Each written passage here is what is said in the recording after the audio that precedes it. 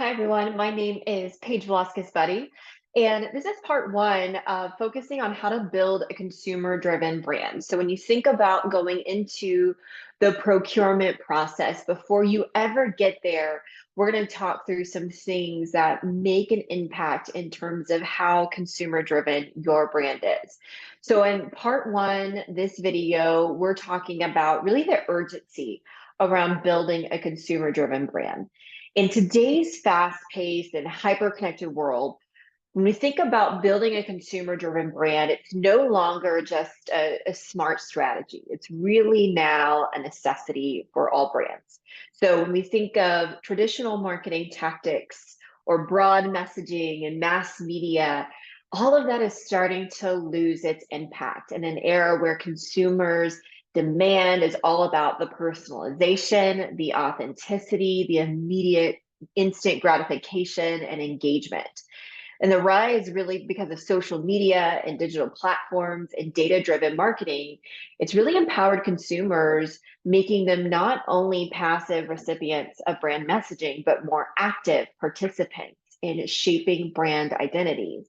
And so as we look at the urgency to pivot towards a consumer-driven approach, this really stems from the rapidly shifting landscape where trust and credibility are now currency, which we're going to talk about in a minute. But brands that thrive today are those that listen to their customers, listen to their clients. They adapt really quickly and they build relationships that go beyond transactions. And it's not only showcased that in their experience, it's also showcased in what their brand impression is from the get-go. This isn't about adding more followers, how to chase viral moments. It's all about creating meaningful connections that are going to drive loyalty and long-term value for your brand. And especially when we think about the procurement process, these procurement processes are increasingly prioritizing brands that are consumer driven because these brands have already demonstrated their ability to align with the market need. They've demonstrated the ability to innovate based on consumer feedback, and they can sustain long-term value through consumer-centric strategies. So in today's landscape, procurement teams recognize that brands that are deeply attuned to their consumers are more likely to deliver products or services that resonate with end users, making them more reliable partners and meeting all of those goals. So, as we discuss the urgency of building a consumer-driven brand today, over the next 30 minutes or so, I'm going to cover a lot of ground. First, we're going to talk about today's branding environment. So what are the shifts that we have seen recently, and what should brands be paying attention to right now? Then I'm going to get into the first three steps of a roadmap to build a consumer-driven brand. So diving into what it means to build a consumer-driven brand, mastering the brand power circuits to get your clients and customers really talking about you in a win-win way. I'm also going to take a look really at where we are in a new media landscape and discuss strategy frameworks that are going to accelerate you and your company moving forward. But first, before we get into all of that, I want to start off by talking about branding. And I want to focus in on the definition of branding. When a lot of people think about branding, they might think of things like a website, a color scheme, a logo, a tagline, the messaging, maybe it's the social media channels. And certainly all of those things will contribute to branding. But the definition of branding is actually really simple. Branding is creating an image in the minds of your audience. And so I just want you to think about that for a minute and really digest what that can mean for your brand. Creating an image in the mind of your audience. Now, what's interesting about branding in today's media landscape is that it happens in three very distinct phases to creating that image in the minds of your audience. So one of the most important aspects of your brand in today's landscape is your first impression. This first impression of your brand is no longer created in person. and it's no longer created over the phone. And oftentimes it's not even happening when they first learn about your services or they first see your product in a store. Your first impression today is created entirely online on page 1 of Google. And then from there, if we are lucky, it's created because they're clicking on your company website, or they're going to your LinkedIn profile, or they're going to your company's social media channels. And so as we look at the first impression, it's not only important for consumers of your brand or clients of your brand, your first impression is incredibly important for those procurement decision makers. And that first impression is going to determine whether you are differentiating yourself or not amongst your competitors. Now, as I mentioned earlier, trust in today's world is the ultimate currency. This goes for both B2B and B2C brands because it drives every critical aspect of a business relationship. And that's what's at the core is trust. So from initial interest all the way to having long-term loyalty with your customers and clients. So in a market saturated with choices, when it comes to customers and clients, they're going to gravitate towards brands that they trust, knowing that trust equates reliability and quality. Now, without trust, even the most innovative products and the best services, they're going to struggle to gain traction in today's environment. So for B2C brands, I want to talk to y'all for a minute.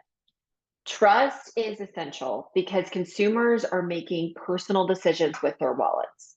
So whether it's buying a new product, subscribing to a service, or even recommending a brand to friends, these actions are all rooted in the belief that the brand will deliver on its promises. Trust really starts to build over time through consistent delivery of quality, transparency, and communication, and just genuine engagement with their audience. In a world where consumers are informed and more skeptical than ever, trust is going to differentiate your brand from countless others vying for their attention. Now, I want to switch over to the B2B side of things. For those of you in the B2B space, trust plays an even more crucial role. Decisions are often high stakes and involve significant investments, whether in terms of money or time or resources when it comes to B2B. So for B2B relationships, those are going to be built on long-term commitments where those stakes are high and the cost of switching providers is going to be substantial. So businesses prefer to partner with brands that they can rely on, knowing that these relationships are going to support their own operational goals and their growth moving forward. So in order to win as a B2B brand, you have to work to showcase trust from the very first impression. And then you've got to continue growing that from a marketing perspective before they ever hire you, because the relationships that you are building are so high touch point throughout the process. So in both scenarios, trust doesn't just secure a one-time sell. It really starts to foster loyalty, encourages repeat business, and then turns customers into brand advocates, which we're going to talk about that strategy in a minute. Now, when we look at being part of a procurement process, trust is going to be that cornerstone in the procurement process, influencing everything from vendor selection to contract negotiations and long-term supplier relationships.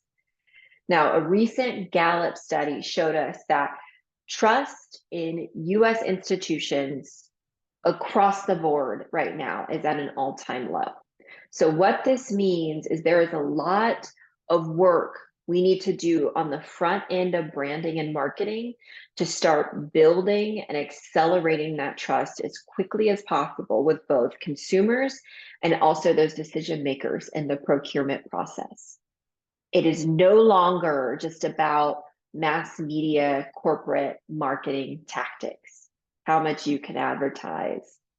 It's really all about you having to integrate not only the corporate brand, but also the individuals representing the brand in the procurement process to start accelerating that speed of trust and differentiating your company. In procurement, decisions often involve significant investments and impact critical operations. So trust really becomes vital in minimizing risk and ensuring successful outcomes. So when procurement teams are evaluating potential suppliers, they're not just looking for a good price or product quality. They're really assessing the reliability and the credibility of the brand, which could be built so much on the front end before you ever walk into the door. So on this next slide, I want to talk through for a minute what we call the brand power circuit. So this graphic right here on the screen is going to represent the 3 phases of branding that I was talking about that happen in the world today. Ultimately, you need all 3 of these phases working together to reach full power with your brand. So as we go through the day, I want each of you to kind of do an audit of where you are on the branding front. So I want to start with phase 1, and that's what we call our attract phase. So phase 1 of your brand happens before I ever work with your company, before I ever try your product. Phase 1, the image that you create in my mind, again, isn't created in person. It isn't created over the phone. It's created entirely online on page 1 of Google.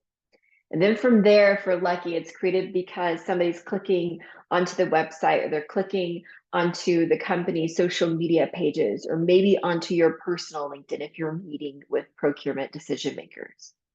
Now, that initial image that I find of your brand in phase 1 is either going to be congruent with the actual quality that you're going to deliver once I hire you for your services or try your product, or it's an image that is either non-existent because I can't find you even though I know your name, or I can find you and the all too often result is what I am finding online on page 1 of Google is doing absolutely nothing to accelerate me into phase 2. So in fact, rather than differentiating yourself from other successful brands and products, you're now positioned as a commodity. So you're positioned as somebody that does not create that image in my mind of the leading product or the leading subject matter expert in your industry. Now, I know you all in this program have been incredibly successful.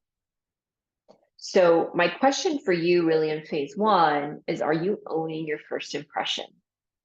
The image that you're creating in the minds of your audience, or are you letting others create that first impression for you? Are you letting them dictate that?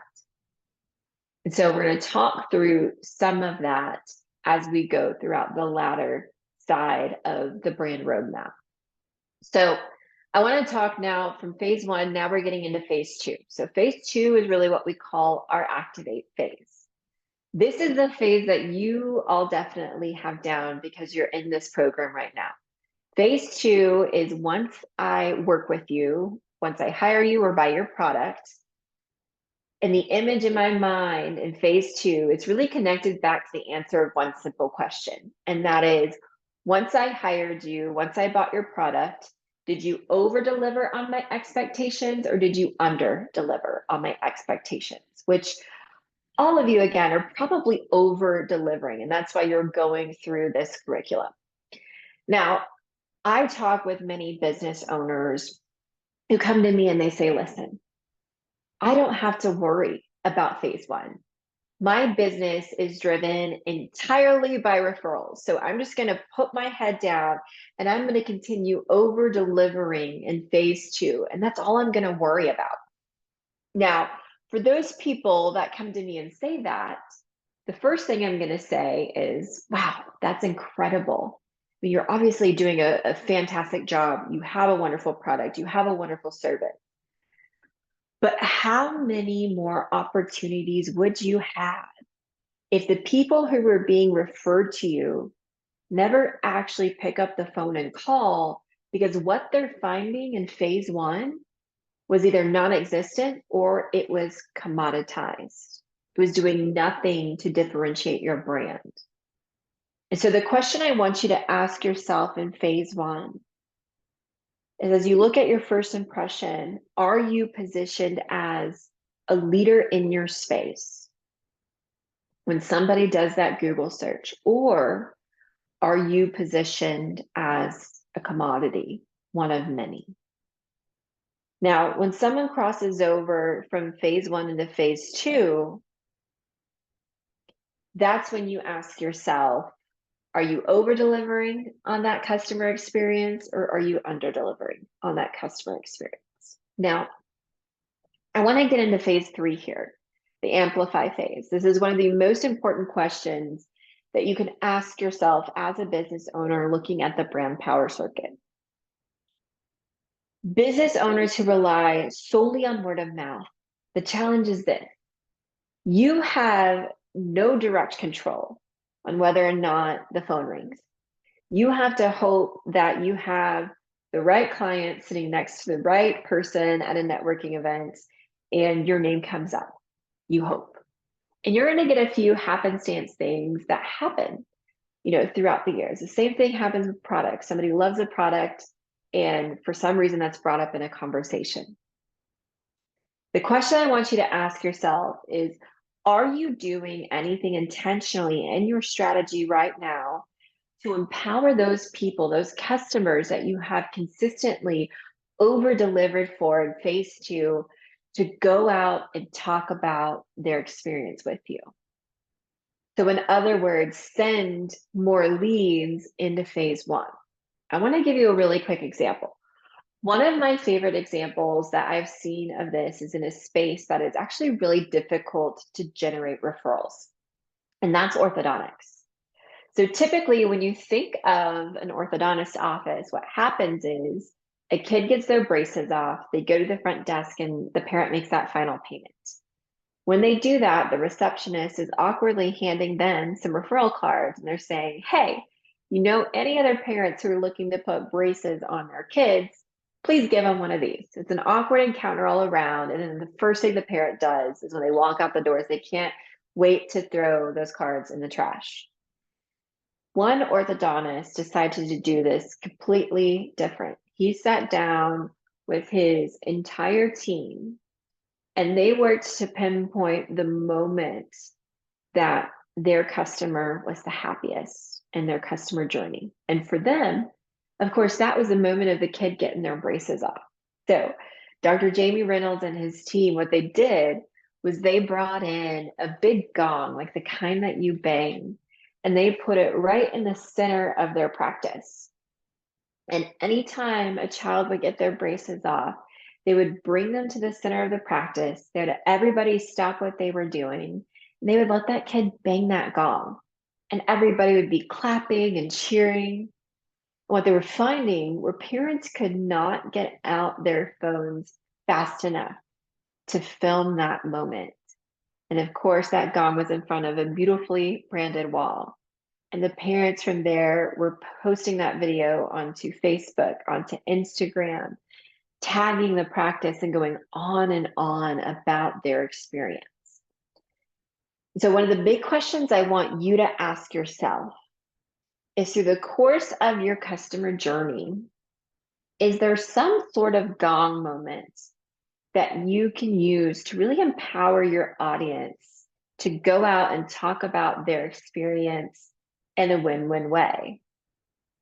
And so as you start to empower your clients, and that starts to generate more referrals for you, that new referral from your customer is still going to be doing the exact same thing that any cold lead is doing coming in. They're going to be looking around online about that phase one impression to see if their referral and recommendation checks out. So again, in order for this brand power circuit to really be working, we have to have that phase one attract phase be right. And I'm going to spend a 90-minute workshop, just how you get that first impression right. It'll be part of this curriculum to make sure that you all are clear on how to lay the right foundation, because without that step one, the rest of the circuit doesn't power up. So we want to make sure we're doing everything that we can to accelerate anybody landing, whether it's a potential customer, investor, vendor, procurement decision maker. We want to make sure that everything they're finding is accelerating them into a phase two, which is the activate phase. And then from there, of course, we're able to amplify and really start building that consumer-driven brand. But I want to spend some time as we're getting into the roadmap, just talking more about the new media landscape and really where we are today when we think about a framework for our marketing strategy. So if you were to think back to a previous media environment, there were only two ways to get a message out at scale. One, you could either rent coverage by buying an ad in a magazine or a billboard or a commercial, or two, you could get interviewed and earn your way onto a media outlet.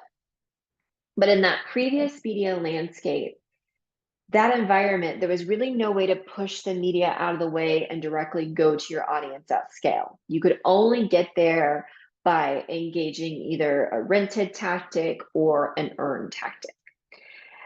Today, things are vastly different in the landscape. Now, we still have rented media and we still have earned media, but now we have the biggest game changer and opportunity to leverage what is now called the growth of owned media.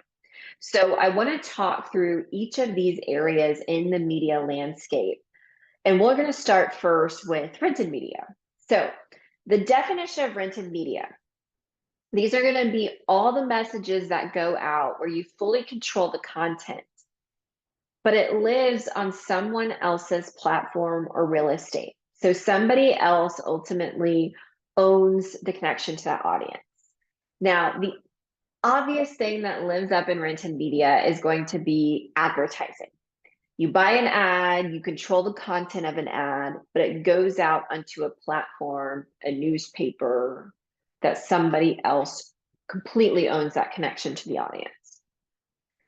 The other things that live up in rented media are also our social media channels. So I want you to think Instagram, LinkedIn, Facebook, TikTok, X, Twitter.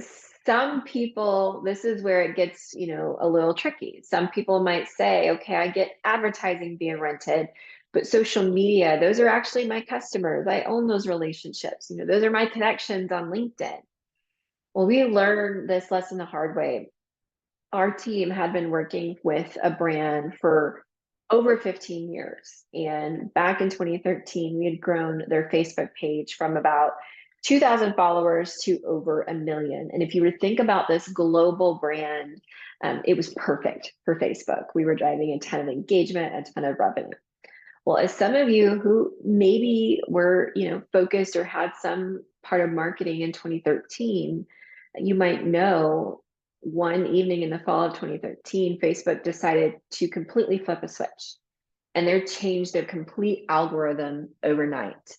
And they said, hey, that's great that you have a page that has over 1 million followers, but it's on a platform that we own. So moving forward, in order for us to show your content to your followers, you're going to have to start paying us. And that's really when we saw the entire shift in terms of social media become more of a rented pay-to-play model. And that has translated to every other social media channel since then. And so it is incredibly important for you to build a strong strategy on rented media. And there's different tactics and ways to do that, whether you're a B2C or B2B brand. And I'm going to spend a lot of time in the part 2 video talking about exactly how to do that. But the most important thing to remember is we don't want to leave this audience here because we do not fully own that connection. We want to grow the audience, we want to nurture the audience, but we want to have a clear way to bring them now back to what we call owned media. Now, getting into the second portion of the landscape, let's talk about earned media. So the definition of earned media is going to be being invited onto someone else's platform or stage to deliver your message. So giving the audience the impression that you've really earned that opportunity. You all are probably really familiar with this category. This includes any PR, press, media. It includes any awards that you're receiving, any client referrals or testimonials, any speaking engagements that you might be doing. Now, because this category does more for credentialing you, most businesses will lean into putting all of their eggs, spending all of their money on garnering earned media. The limiting factor with doing that is you do not have direct control on this category, whether or not that message goes out. You have indirect control in the fact that you can make a really good product and send it to a reviewer, or you could give a really good interview. The problem is you then have to sit back and hope that that interview request comes in or that article goes out because somebody else did something. Now, to be clear, earned media for a brand is a very important category, especially early on, because it does a lot to build that credibility. And that is credibility that you can remarket, which is why I'm going to spend a lot of time talking about earned media in part 2. But over time, again, the focus has got to shift alongside earned media. How do we get all of those people that we're being exposed to back to an owned media asset? So let's look at this last portion of the media landscape. The definition of owned media, these are going to be all the assets where you fully own the connection to your audience. So I want you to think of this as a website, your email list, your physical mailing list, text subscription list. If you have a podcast, if you've written a book, all of this falls under owned media.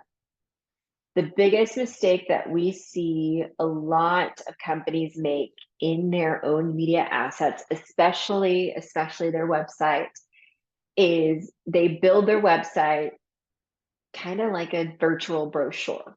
And if we think about what do we do with brochures? When we go up to a trade show, we pick up a brochure, we read all about the services, all about the business, and then of course you flip it over to the back and you're at the end of the journey. The only two options at that point, typically with the brochure, is you are ready to pick up the phone and have a sales call, or you're walking away from the booth, walking around the corner and throwing that brochure directly in the trash. And the same thing is happening whenever you build your website, if you think about it. A lot of brand websites, a lot of company websites, whether B2B or B2C, they only have two options in their journey once you land there. You're either ready to buy a product, book a sales call, or you're hitting exit on the browser. Your goal as a business owner, as a brand, should be how can you extend your interaction with every single person that is landing on your website quickly. Now, there are going to be some that are ready to raise their hand and buy, but there are going to be a lot of individuals who are not ready to do that yet, and they want to be able to dip their toe in the water. The way that you make sure that you can extend your interaction and nurture them is by having what we call a really good lead magnet on your website.